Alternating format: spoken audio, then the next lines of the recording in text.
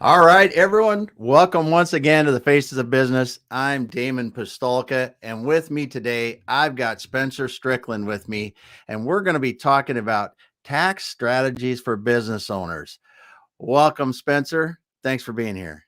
Thanks, Damon. It's great. Yeah, awesome. Well, it's great to have you. So, first of all, Spencer, I forgot to mention the name of your company in the intro. So, the name's it's Grant Strickland. Okay. I get a lot of people asking me, okay, is your name Grant Strickland? I'm like, no, it's my partner is Shane Grant, and I'm the Strickland in that. So okay, awesome. Well, so for some people, taxes might not be something they like to talk about. I know nobody likes to pay them, but I think it is an interesting subject, especially when you're talking about business owners, high net worth people, or business owners going through transactions. It's something that in our company, we get involved with a lot. Not that we decide what to do. We just say, hey, find the right people, because it can make a huge difference in how much taxes you have to pay. Yeah. And that's how we get it. But let's back up a bit. So Spencer, give us a little bit about your background and where you started out, and kind of, how you just kind of got to what you're doing today. Okay. So background, I originally was going to, Damon, I probably haven't shared this with you. I was going to law school. Oh, wow. An attorney. Cool. And figured, as I was going through that process, I saw that I didn't really like just pure law. I also did a lot of accounting, and I was lucky enough to start working with a local CPA firm, and did some taxes and such, and did some consulting, and I really enjoyed it. And so it took me a little bit longer to get through school because I had to change up a lot of stuff, but switched over and started doing taxes instead. Got my master's in accounting and went on and got the CPA, and I've gone from there. Started out my career with Deloitte, one of the big four firms. Yeah. I think you're aware of that. Worked with a local firm in Salt Lake City for about 8 or 9 years. Mm-hmm. We were merged into BDO, which is the 5th largest accounting firm, 5 years ago, and then just under a year ago, started my own practice. Okay, so you've had, with Deloitte and then the local firm moving into BDO, you've done some pretty large firm accounting work. Oh, I've honestly done it all. I've worked on clients that have over 10 billion in revenue and market caps in the billions, and I've done your startup companies that are pre-revenue and trying to raise capital. Yeah. It's a fun process. So this is just kind of off topic a little bit, but when you have these huge companies, are there literally just groups of people that work on one little section of the business, and then groups of people that work on another? You almost have to break it down into this business unit or this business unit kind of thing. Yeah, that's spot on. Even when I was with Deloitte, we had a whole team that would work on one section of their tax return. And, oh, really? Yeah, they're very complicated and complex. So you've got those teams and those groups or divisions that's what they're doing in each business. So because I never thought about it, because in the long form, you could just take a schedule, and that's what the team works on, are those schedules for big companies. Oh, okay. Yeah. When you think about it, you think about it in a production kind of process like that, in a very big, because a multi-billion-dollar company doesn't just have one business usually, and there's different operating units and all this kind of stuff. There's a lot of different things that come to play in that. Huh? Yeah, you have all that that usually consolidates up, right? Yeah. Wow. It can get very crazy sometimes. Yeah. So so if you had to go back and look at some of that experience, what are some of the things you think you really took away from that kind of thing that helps you today? I think the biggest thing is that you got every situation, or let me state this. a lot of situations have many things in common, but every situation is unique. Every taxpayer client, if you will, is unique in their strategy that they want to take, in their risks that they're willing to take. And so you can't just approach from a high level and say, hey, this is my blanket way of doing work. You've got to do everything based on the facts and the circumstances and the approach and goals of the people that you're working with. Yeah. So that brings me to something else that may or may not be relevant, but so have you ever had somebody just come to you and say, I don't care the risk, I don't want to pay any taxes? Yeah, I have multiple times. Because I mean, it is a strategy, right? It is a strategy, and That is a strategy, and typically at that point you walk through everything with them and you see the circumstances. Because you know what, there are certain times when that person, I'm like, yeah, I can get you there. But for the most part, let's say for the most part, I'm like, yeah, I can't legally get you there. And if you're wanting to do something illegal, I just won't work with you. Yeah, I'm just trying to say is go as gray as you can without going outside the line. Oh yeah, yeah. Yeah, because there's some people it's like, nope, don't even want to go there, don't even want to take that, I don't want to deduct that, even though I could, kind of thing, and everybody would. But to the other side of it is like, I deduct everything plus this, plus that, and you're going, ooh, that's kind of that's a little risky, right? Yeah. So, and I understand the willingness and the to minimize that, but that at a certain point, you got to believe that it's not worth it. There are many points where it's not worth it, right? Yeah. Yeah, especially, I mean, I'm sure everybody's seen the news stories of people who've gone to jail because of tax fraud or tax evasion. Yeah, they've done something that's not worth it at that point, right? Yeah. That's when you get to that point, I think that's far too far. That's for sure. So, what has been something that over the years of doing taxes that really has surprised you? Oh, there's been a lot of things that have surprised me over the years doing taxes. I will say this, you mentioned at the very beginning of the call, hey, nobody likes paying taxes.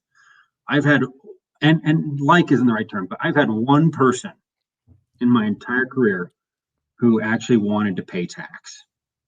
Like, they were fine with it. They were grateful that they were paying tax. Yeah. Every other person I've ever talked to, and that includes myself, what? I feel like I pay more than my fair share of tax. I think most people feel like they pay more than their fair share of tax. And so the goal is to get your taxes as low as possible. Yeah. But to answer the surprise, I was surprised to find one person who was. It's like, yeah, I'm cool with it. I want to pay my taxes. Yeah. I'm glad I have to. And I can understand that too, because if you have to pay a lot of taxes, hopefully you've made a lot of money and it's not such a bad deal, right? And you get to that point, and that's a lot. It's not quite as different of a decision as it is on the other end. That's for sure. So when you think about taxes and what you're doing, you have some things that you talk about, your vision of taxes and what's just your overall philosophy towards taxes and what you're trying to help people do? Well, so I think just like any other thing, you've got to plan for it. If you don't plan for it, you're going to end up paying the highest amount, right? Yep. I have an analogy that I use, Damon. I like to camp, and so this is a good analogy for me. There might be people who hate camping, so it's a horrible one. But I look at it this way, if you're going to do a camp out, you got to plan for it. If you don't, it's going to be horrible. Yeah. But depending on what you're going to do, depends on how much planning you need to do.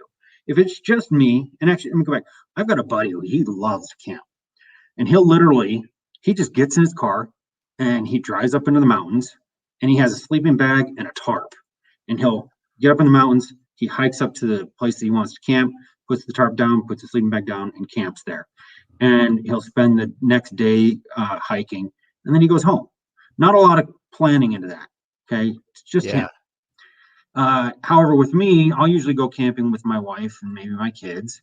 There's a little more planning that needs to go into that, right? Yeah. I've got to figure out, hey, what are we going to eat? What are we going to bring with us? How are we going to cook, right?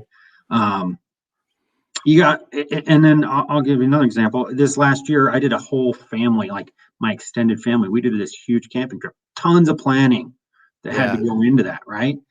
And then I'll even throw in, hey, if someone's bringing, I do a tent most of the time, but if you've got an RV, hey, there's even more planning around that, right? You don't want to run out of fuel. I've actually had someone who ran out of fuel while they were doing that.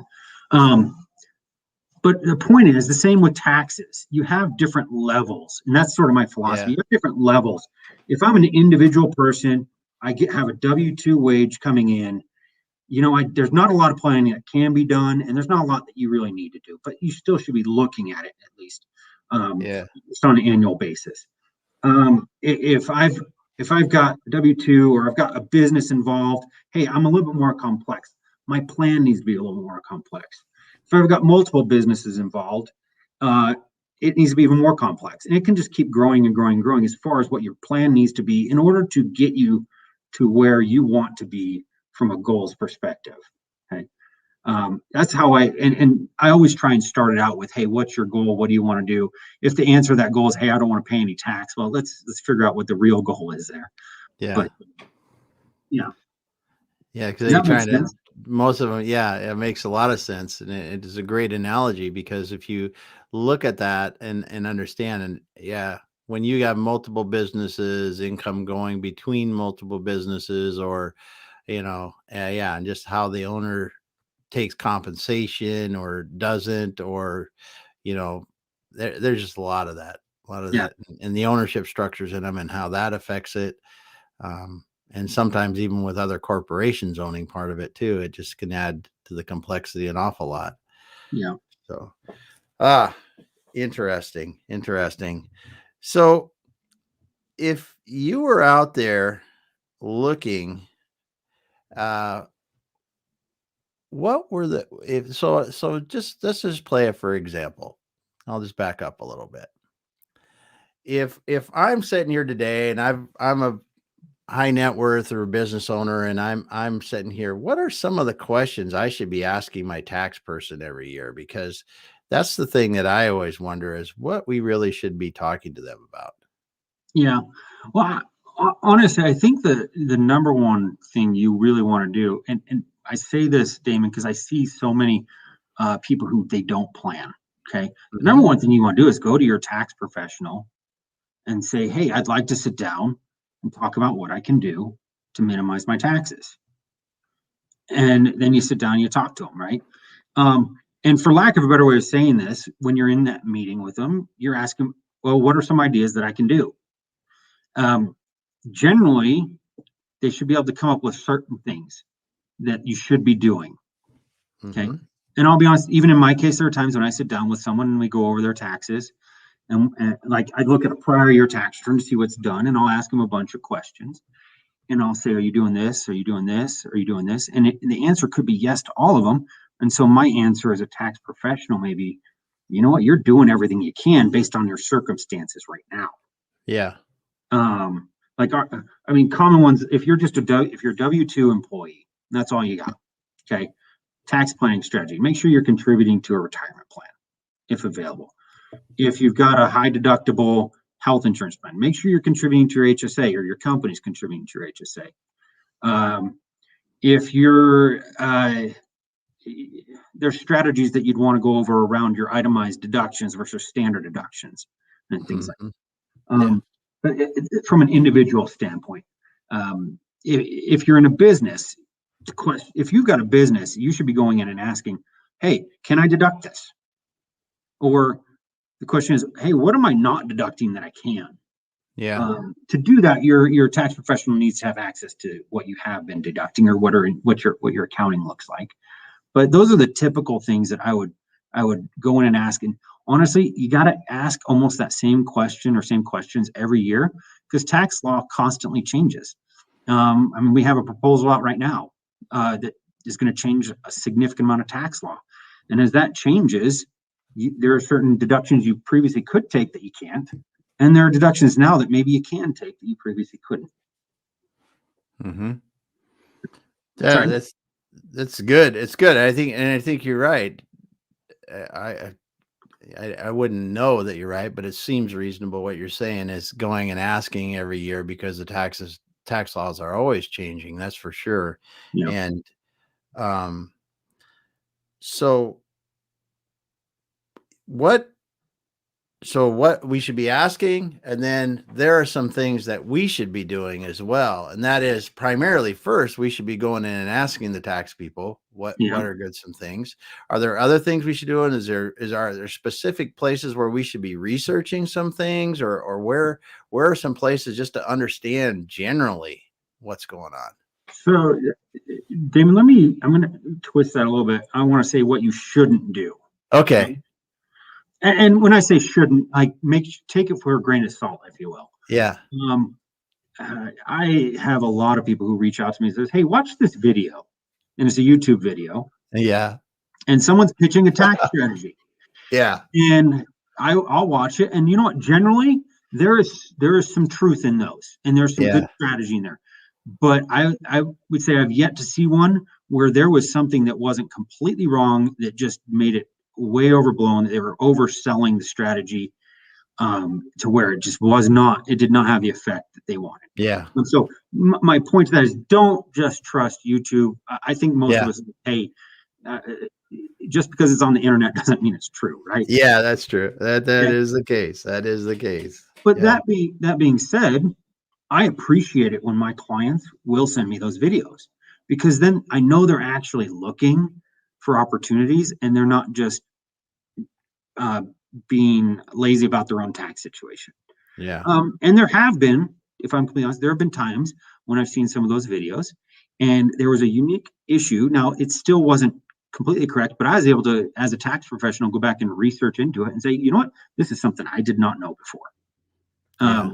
And that really, if I jump back, when you're talking to your tax professional and you ask them a question like this, and you're saying, hey, I saw this strategy, and they generally, and this is any professional in my mind, not just tax professional, if you're talking to an attorney, if you're talking to a financial planner, you ask them a question in relation to something that you've heard about.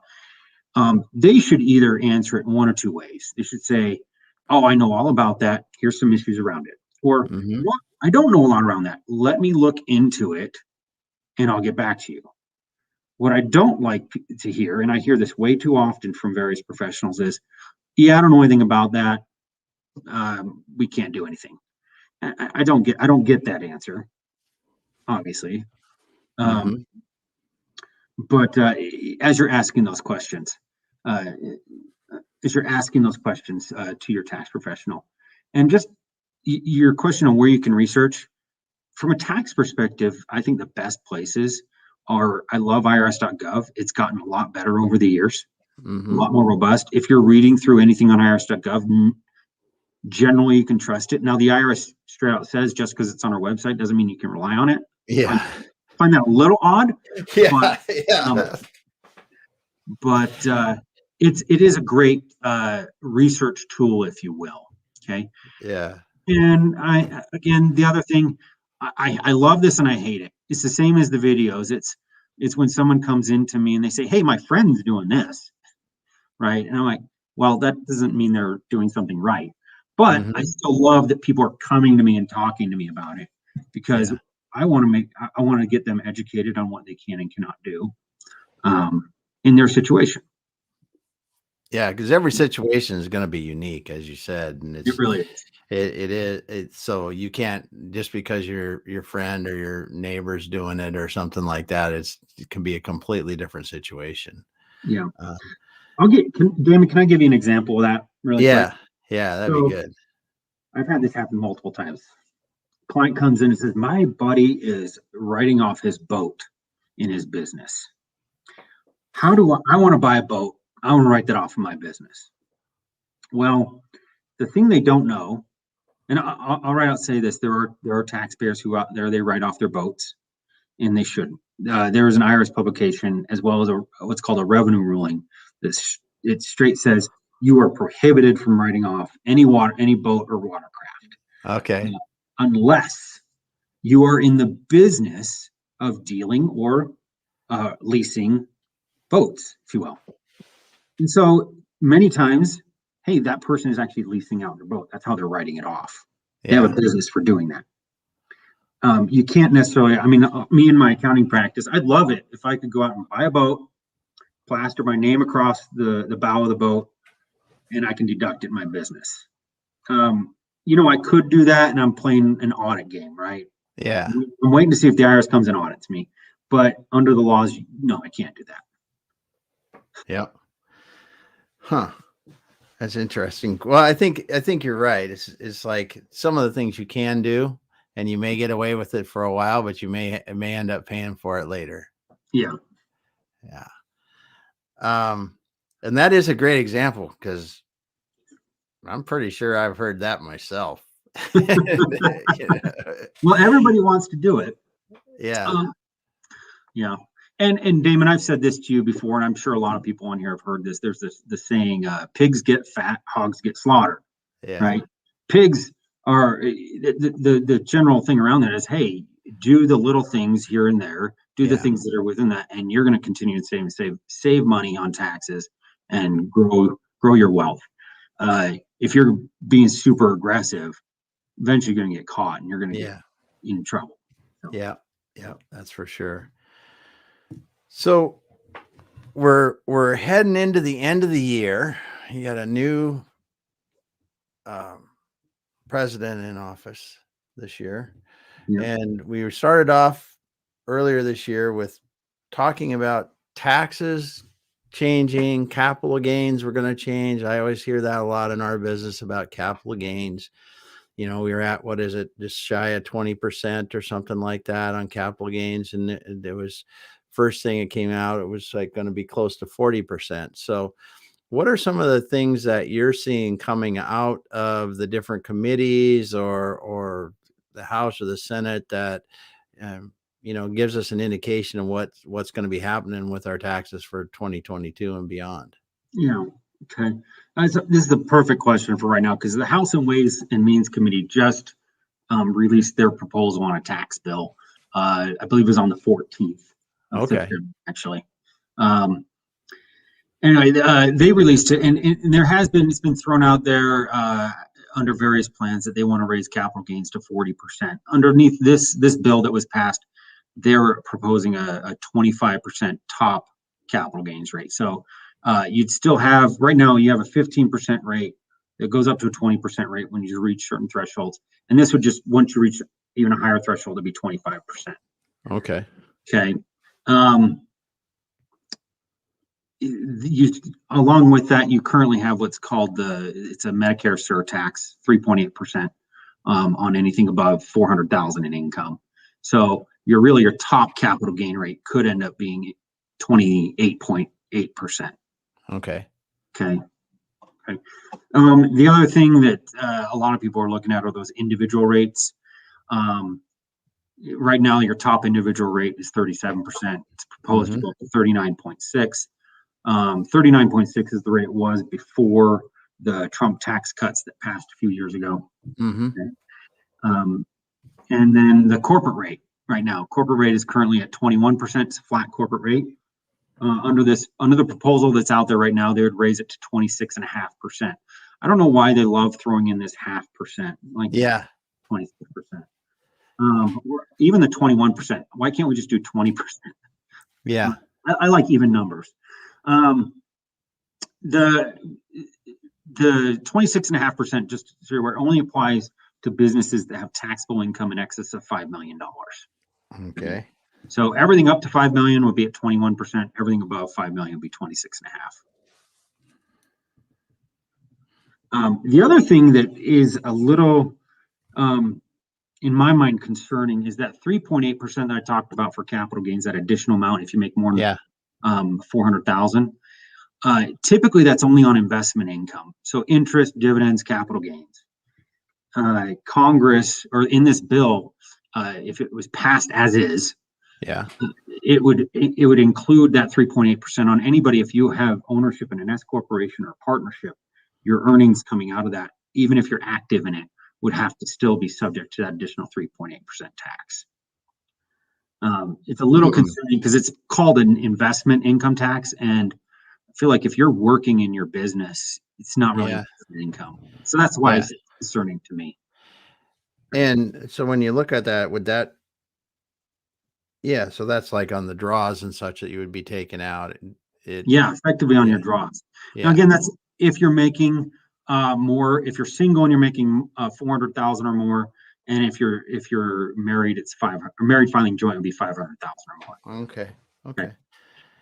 Well, the last one that's on a lot of people's minds, Damon, are estate and gift tax right now. Yeah, that's a big one.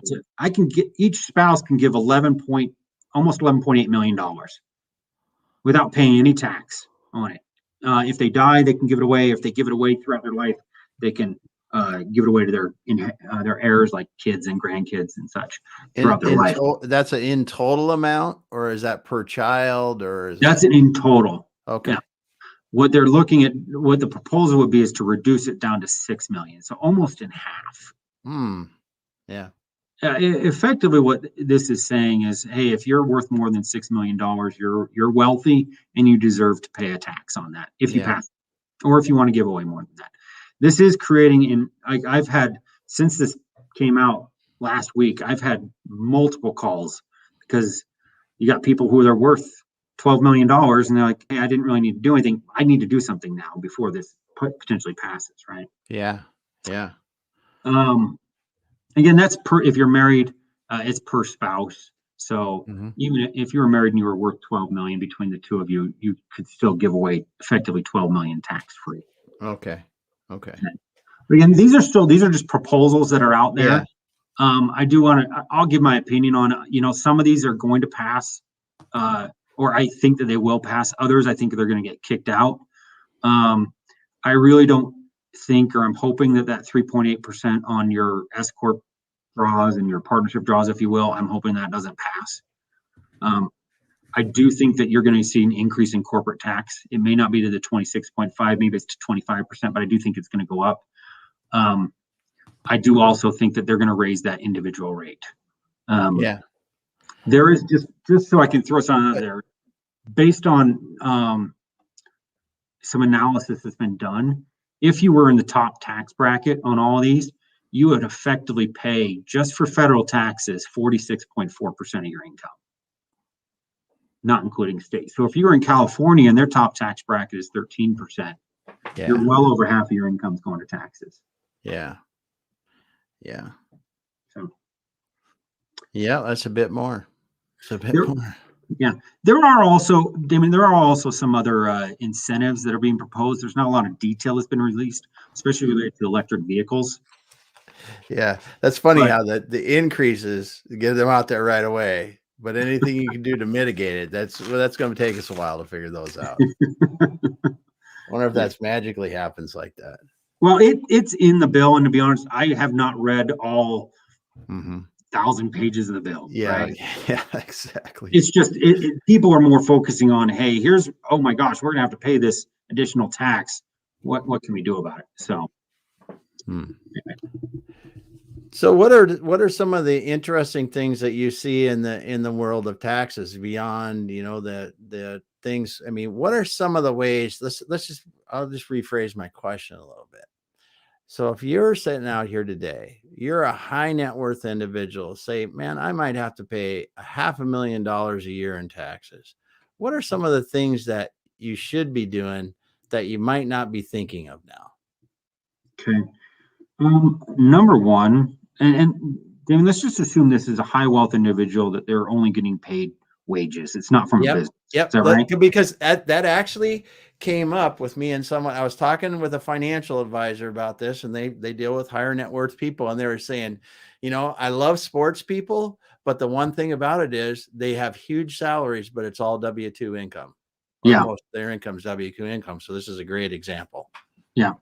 So some things that you can do, and it usually involves investing, right, in some way or another. Okay. Um, well, actually, let me back up. The number one thing I would say, if you're charitably minded, is maximize your charitable deductions or contributions. Mm-hmm. If you're a high net worth individual and you're giving to charity on an annual basis, use it's called a donor advised fund. Every large bank or brokerage will have a donor advised fund that you can contribute to. And effectively, what it does is, let's say I'm giving $100,000 a year to charity. Mm-hmm. Okay.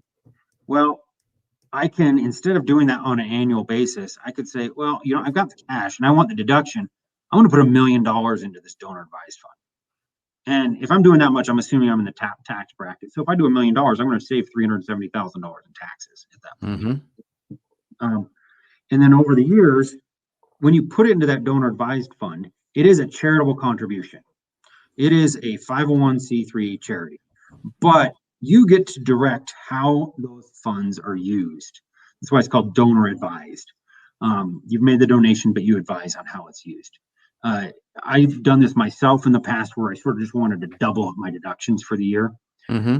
And I put more in there. And then over the next 3 years, I paid out my various charitable intents out of that donor advised fund. So some went to, let's say, Make-A-Wish or United Way, or my church, or almost any recognized charity. You take it out of there and you send it to the charity.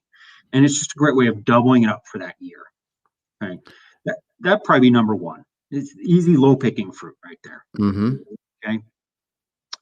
The second one that I would sort of talk about is just various investment vehicles. Now, these you have to really research and make sure it's a good investment opportunity. And I state this because I don't want you to spend $100 and save $37 in taxes, but then you never get your $100 back. Yeah. Right. And let me just throw out there, so right now, you can go out and you can buy into various solar companies, if you will, or the solar panel investment companies. Mm-hmm. Let's just use $100,000. If I put $100,000 into one, that solar company is then using that money to install solar panels on buildings, and then you get a credit for that of 26%. So you get a $26,000 credit. Okay. So you save $26,000 in taxes. Over time, wherever you install those, you should be getting a cash flow as well, a return on investment, from effectively the sale of the power those solar panels are generating. So you should get your money back. Where I say, hey, look into the company, look into what they're doing, is to make sure or have a reasonable assumption that you're actually going to get the money back. I've seen it way too many times. I've had clients that have done these types of strategies, not with the solar. I haven't seen this happen yet with that, but I'm assuming it will eventually, where they'll put the 100,000 in, they get that big, huge tax benefit. And then later on, a couple of years on, the company that was marketing it goes bankrupt, and they never get any money back. And so, oh yeah, I got a huge tax benefit, but I'm out this $100,000. Yeah. And these are all just as individuals, right? Because there's limits to what you really can do as an individual. There are a few. There's one other one. I don't want to talk about it because it's one of those that's on the chopping block with the proposals, so it doesn't make sense to do it right now. I'd love to talk about it if it comes off. Yeah. But it's one where huge benefit, and that's why it's on the chopping block, if you will. Yeah. Okay. Well, there's some good ones, and I think that it's interesting to be able to really think of taxes in a proactive manner rather than reactively, just because of the fact that you can make a difference. You can make a difference. Yeah. And when we look at some of the things that people can do to mitigate the capital gains and over a long-term period, there's a lot of things in that. I know in the other annual earnings and the stuff like you're helping people with too, in the annual space, there are things to do too. And it's just good to hear that, yeah, you're not going to go to zero, probably if you're making money, but there are ways to make it as reasonable as you can get it. Yeah. Yeah. Yeah, and Damon, if you've got a business involved, that's really, I mean, that's where you need at least, and I mean at least once a year, you need to be sitting down with your tax professional and going over it. Yeah. If that's the case, I recommend October, November, December timeframe.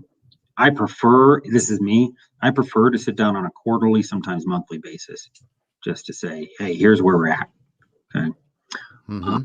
And speaking, sorry, you brought up capital gains, so I want to hit this. If you have capital gains, like I met with a client yesterday, and they recently sold a rental property that they had in California. Smart time to probably sell. Yeah. I don't know if it's smart to sell or not, but values are pretty high. Yeah. So they have a huge capital gain. Well, the first thing I ask them is like, okay, you've got a stock portfolio.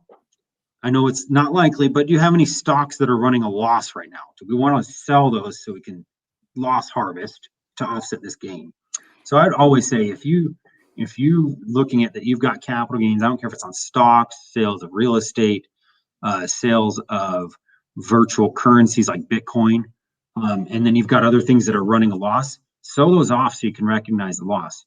One caution is you can't sell off a stock that you have a loss on and buy it back within 30 days. Yeah. That's under the wash sale rules. But as long as you don't rebuy that stock for 30 days, you can recognize that loss to offset the other gains. Yeah. That's a good suggestion, because it could make a significant difference. Because if you got some of your positions in your investments that are upside down by a long ways, getting out, taking the tax advantage of it might be a really good thing to do. Yeah. Yeah. And even I mean, I'll be honest, I've got clients right. Today's markets are doing generally really well, but you still have various stocks that aren't. Mm-hmm. And so I've got clients who they might have $100,000 gain, and then they've got $100,000 loss on a stock that we're like, hey, let's sell that off. It's not performing. It's not going to perform based on all of our analysis. Okay. And going along with that, Damon, this is the other thing I'd say. Get all of your professionals involved if you can. And just depending again how complex your situation is, if you've got someone who's managing your wealth, like a financial advisor, and you've got a CPA or a tax professional, get them in a room together or on a Zoom call together, if you will, to discuss all this, because they're going to all have their same, or they're going to have different ideas, and they're going to get you hopefully to the best place you can be. That is a really good point, because I think a lot of people, significantly net worth people, fail to do that. They just go to one person or a firm, and that's what they do. They don't get the other people involved. Yeah. Well, and Damon, I'll tell you, this got drilled into my head probably a little over 5 years ago when I had put together what I thought was a bulletproof plan for my client. Okay. And to be honest, there's nothing that's bulletproof. Let's just get that off the table. Yeah. It was a good plan. It was really good. What I didn't know was and we didn't execute the plan yet, luckily. But what I didn't know is they had been meeting with their attorney, and the attorney was putting together a plan in a separate area. But if we went through with either one of ours, it completely conflicted. Okay. I was doing some income tax planning. The attorney was doing some estate planning. Okay. If we would have implemented the income tax planning, it would have really messed up the estate planning, and the same vice versa. Luckily, we found out about each other before either one of us executed. And we're able to put together and sort of reconcile the two different plans and get them together. So we got to where we wanted to be. But since then, I will always ask my clients, if they're coming to me and we're doing planning, I was like, hey, what are you talking to your financial advisor about? What are you talking to your attorney about? Can we get on the phone with them as well to make sure that whatever we do here doesn't mess up something else? Yeah. Well, and I think that, as things change, and this is the other thing that we see in business and with business owners, is that, the changes for someone who's living the life happens over time. But if you don't make the changes, so you'll see someone that has had a business for maybe a lot of years, and they use the same attorney forever, right? And they don't understand that I'm not that startup business or that $2 million business. I'm a $40 million business now, and I'm still doing my taxes, which may be appropriate, but maybe not. I'm still having my lawyer that was helping me at a $2 million business do my same work because I like them and at a 40. No, I'm not saying there's anything wrong with that, but it takes more people to coordinate what you're going to do if you're going to do it right as things change. And I don't think that a lot of people recognize that and go, hey, is it time for me to augment what I'm doing in the financial and tax areas of their lives enough? And I think you're bringing up a great point, that you need to get your team together and talk about it at when it's a certain point in your life, because it can make a huge difference. And like you said, if you executed that same thing, it would have negated the benefits of either one, plus the lost time, all the pain in the butt that you had to deal with, because of it, and really could cost a lot of money going on like that. Wow, that's so relevant. It's funny how much that crosses over into one of the first conversations we have with business owners if they come to us and say, "Listen, I'm thinking about selling my business." And the next question that we ask is, "Have you talked to your financial advisor about it? Do you understand what the tax implications are? And do you know if this is going to be enough money for you with the business at the value today?" Because there's so many things that need to cross through that high net worth people, business owners, whatever, they're used to making the money. They're used to having a business that's supporting them. And these are very different things. And taxes is like that. I mean, you do it every year, but it changes as the businesses change and your lifestyle, life changes and all that. So Yeah. interesting. And Damon, just going on with if you're out there thinking of selling a business, this is my approach. Okay.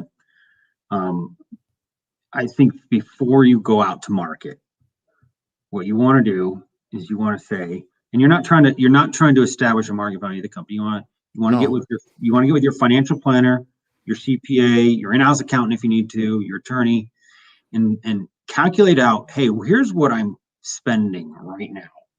Here's my spend per year. Yeah. Okay? And then you back into and you back into, here's what I need the company to sell for in order to continue to spend what I'm doing. And I'll be honest with you, most of the time the company's worth more, and you're more than what you need. Because then you take that number. So let's say that number is what you need for the rest of life, so that you can just put into a conservative portfolio, if you will. Yeah. And let's say that number's 10 million. Most of the time I'm seeing the company, hey, it's still worth like 20 million. So well in excess.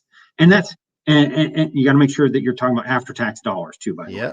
Just because my company's worth 20 million, out the door dollars, net to you. Out the door dollars, not what I'm going to sell for, right? Yeah. Okay. That's how I like to approach it, because you know what? If you don't, you might run out of money. And the hardest part about that, especially with business owners, is you have a lot of what I call quasi personal expenses. They're legitimate business expenses that you're writing off. Yeah. But once you sell the business, you're probably going to continue to spend that money. A good example of that is anything related to travel. Because generally, at least the way I run it, if you're traveling in your life, I can get you to where you can get that as a business deduction. I mean, unless you're going somewhere really extravagant, has no business purpose whatsoever. And that can be a significant cost. But yeah, you need to approach it that way. I remember what I was going to bring up. This was more than 10 years ago. A client who sold their business, very cash flow. It was a cash cow. Yeah. Okay. They sold it. They did not realize how much they were spending. I was not involved with them at the time. But they literally were out of money in the next 10 years. Yeah. They ran out of money because they didn't realize how much they were spending. Mm-hmm. Well, it is a critical thing to know. Even if even if gut instinct tells you there's no way I could ever spend this money the rest of my life. I mean, you really need to understand that, because it is pretty amazing when you look at what $20 million sale of a business turns into in the end, when you compare that to somebody's lifestyle expectations and everything else. When you take away something like a business that is generating cash flow on a monthly basis, daily basis, whatever you want to do, and you go, okay, now I have to have an asset that generates that cash flow at a return basis. and it might take a lot. It takes a bit more money than you'd expect. Yeah. But that's great advice, I think. And it's something, it's like you said, in that example, 10 years out of money, you don't want to find it out 10 years. 10 years in that you don't, that, my trips to Europe aren't going to be there anymore, or whatever it is. Because let's be honest, high net worth individuals, I mean, some people have multiple homes. They have, dozen cars. They travel 4 months out of the year. I mean, all this kind of stuff that when you look at it, your lifestyle, you really got to look at that after whatever you're doing lifestyle to understand, because it can be significant. Yeah. It can be real. Yeah. It can be really significant. Yeah. Yeah. Yeah, it's not the norm, obviously, but it is. And that's what I really, and like in the example you gave of the people that had a nice cash flow in business, it's significant and you don't even know it, because it's 20 years of doing it, 30 years of doing whatever it is, then that just becomes normal habit. Yeah. Well, think of it anymore. Even this is just, I feel like human nature. Like these clients, they start spending even more because they weren't working in the business anymore. Yeah. Yeah. They didn't have anything else to do. So they Yeah. spent. In fact, that's something people always ask me. I'm still a young guy, but they still say, "Hey, when's your retirement? When do you want to retire?" I'm like, I don't want to retire. I love what I do. And plus I'd rather make money than spend money. Yeah. So, yeah. Well, I mean, you bring a very, very valid point, and it's one of the psychological and fundamental things that I think when people are getting ready to retire, B, sell a business, as I'm dealing with clients, it's what is the next step? Because the next step, if it's just going to be, I'm going to play golf, can't play golf 24/7, 365, you're going to go crazy. If you're a high driven individual, that ain't going to work for you. There's a few more planning steps involved in that. Otherwise, it does turn into more spending on things that were unplanned. And if you plan it ahead of time, you can plan for that spending to actually know what you're going to need to do. Because on the other side of that, there's a lot of people that go into another phase in their life, whether it's they start a different business, they do more philanthropic efforts. There's just so many good things that you see from it too, when it's planned and executed properly. Yeah. And Damon, I'm sure you've seen this in your practice as well, but I'd say almost half of what I do when I'm talking to a client who's selling their business is talking through those. What are you going to do? Mm-hmm. Including you're talking about, hey, what are we spending money on? What else do you want to do? What do you do? Especially if they're younger. Mm-hmm. I've got a client right now who they're in a sales process. She's 31. Yeah. And I'm like, okay, what are you going to do? You have a long time left. Yeah. That's really what it is. And you've got to figure that out, because you don't want to get into this funk of either spending money, or more often than not, a lot of people go into depression when they don't have purpose anymore. Right? Yeah.